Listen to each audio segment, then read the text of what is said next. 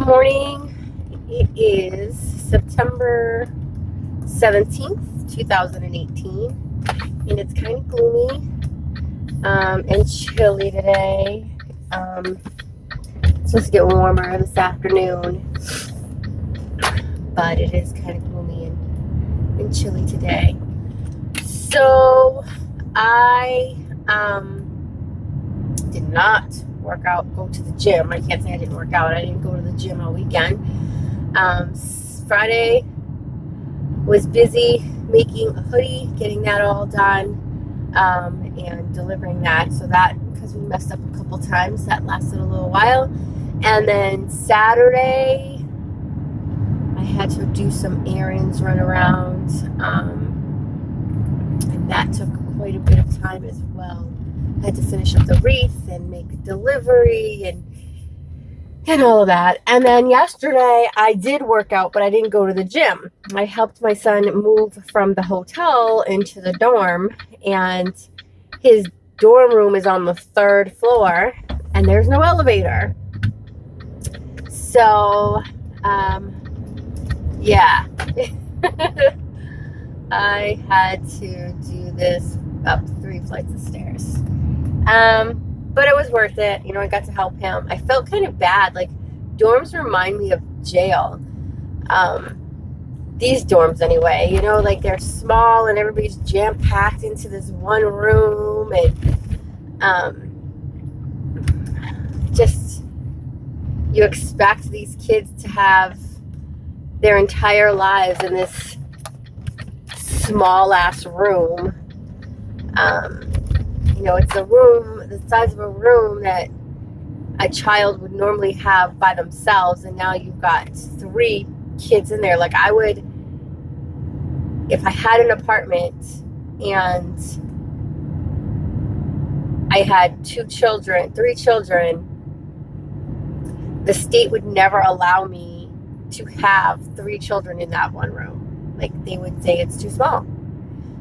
There's no closets. They have, like, the armoire type things. I don't know. I felt so bad. And then, like, the steel heavy doors, and it just reminds me of jail. Not that I've ever been to jail, but I've visited plenty of times. So from a young age, because of my dad. So I know what visiting a jail is like. And that's what it reminds me of. And hearing the stories of how small the jail cells are, and, those type of things. I know not all jails have small rooms like that. But anyway, that's what it reminded me of. So, excuse me. So it was really hard to leave him there. But it would have been hard to leave him anywhere, because I cried when I left him at the hotel room, and he was in a luxury suite. So, it doesn't really matter. Just leaving him, period, is hard, just because he's my baby. When I leave my oldest son in jail, like, I know I'm leaving him at home, but, just leaving him there makes me feel bad. Like, I don't want to leave him, because they're my babies, and I love them, and I want them to stay with me so I can protect them and make sure everything is okay, even though I know that is not the way life works. I know that they are grown and need to. What are you doing, bus?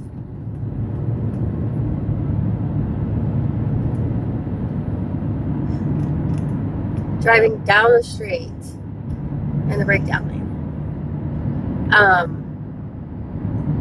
I know I need to, let them do their own thing. I know that. So, not much else.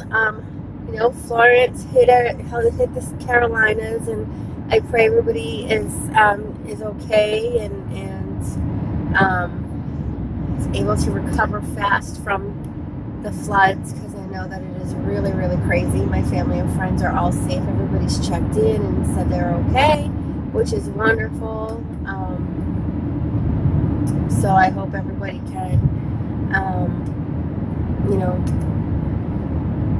just recover, their jobs can recover fast from the floods. This week is my last week to go see the nutritionist. I think it's tomorrow. Yeah, it's tomorrow morning that I go see her. So that's exciting because what the next step is then I meet the surgeon, and then the next step is surgery. First, I have to go for a bunch of tests. Like I have to go for EKG and all kinds of stuff. And on Thursday, I have a physical, and I see my regular doctor, and so he should at that point clear me to have the surgery, which is great. So I'm saying it's probably going to be like November that I have the surgery, which my windows are getting foggy, which is great. November, I can have the surgery. November, December. It's got to be by December. It can't be in January. I have to have it by November or December because it has to be in this year, so that way I meet my deductible this year.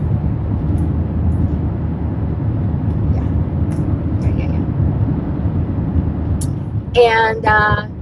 And that's it really. Not much else going on. I haven't weighed myself, so I have no idea. I haven't measured myself, so I have no idea. I haven't done any of that.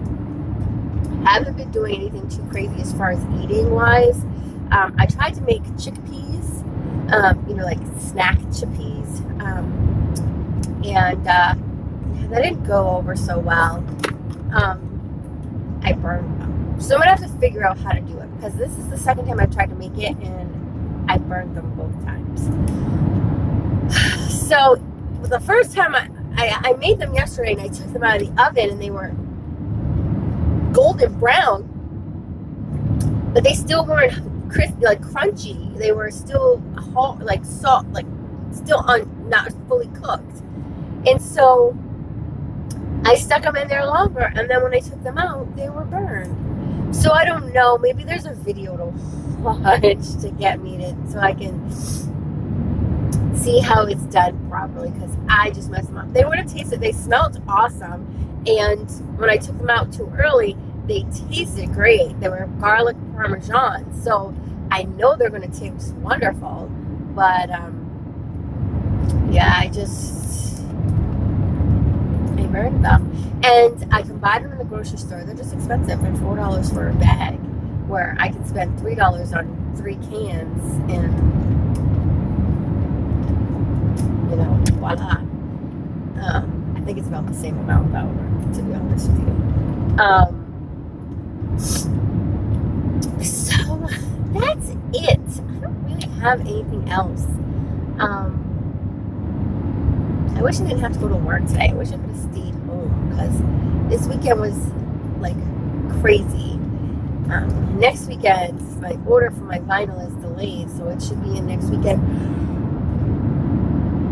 So that's going to be a busy weekend getting stuff together. I never heard back from Kohl's, so I'm going to say that's a big fat no, that I'm not getting that job. Whatevs. I have craft fairs to go to and get ready for, so it's perfectly okay. Which I am getting ready for those. I've got order forms printed. I've got I got to get business cards done and some flyers, which I'll be working on those later on tonight. And then I've got to get the photo album, which I'll be working on as well. So that way I can have that complete when I go. And that's really about it. I don't really have much else. It's busy enough, so I'm glad I don't have anything else to talk about. And,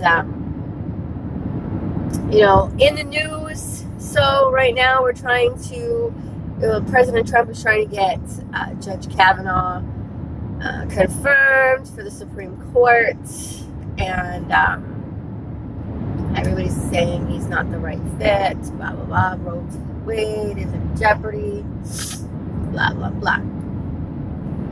So, I don't stress over these things. And the reason I don't stress over these things is because we have absolutely no control over them. And with the balance of our government being in favor of one ideology over the other, it's not an even keel. I don't think it really matters. It's just going to, happen regardless. So right now, there is a claim that back in high school in the 80s, this judge forcefully tried to have sex with this young lady. How ironic she's coming out now, and not when he first was nominated, but now that he's being confirmed, and it's a week before he's confirmed.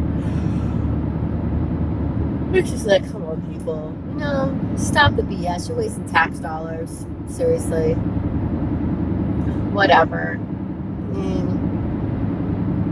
If he did it, he did it. Doesn't mean he's a scumbag. It just means he was a normal teenager. I mean, come on.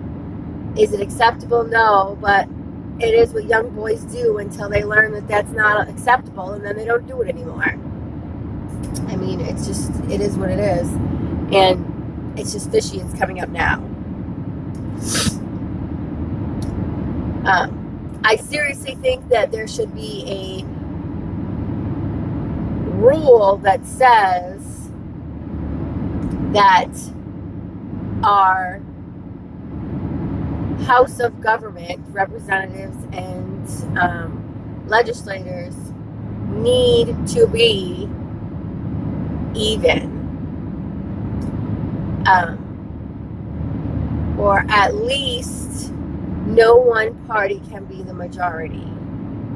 And the reason I say this is because when you have the House Speaker who's a Republican or a Democrat, and then you have 50 Republicans and 50 Democrats and 50 independents, the House Speaker is going to break the tie with their party. So it's not impartial. Even though they're supposed to be impartial, they're not. And that's why I say it doesn't really matter how we feel about this. This judge is going to be confirmed because the House, the Congress, whatever you want to call it, is Republican run right now. So, and I know this has happened with the Democrats before, and that's why I feel this way. I think it should be, so that way this finger pointing of, it's not, because when the Democrats ran the House, ran Congress, it was the Republicans always whining how it's unfair, it's unjust, blah, blah, blah, blah. Now that the Republicans are running Congress, it's the Democrats doing that. So it wasn't too long ago that the Democrats were running Congress, running the country. And they were doing things, and it was one-sided. And I think that's where you come up with a country that's divided, is because our government is divided because we have one majority running the show, and it's not representing the entire group of people. Everybody. So if we have a rule that says that it has to be even, and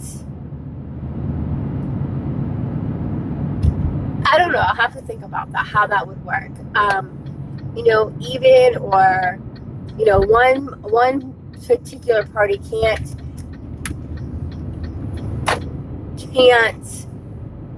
be the majority, and if that means filling the space with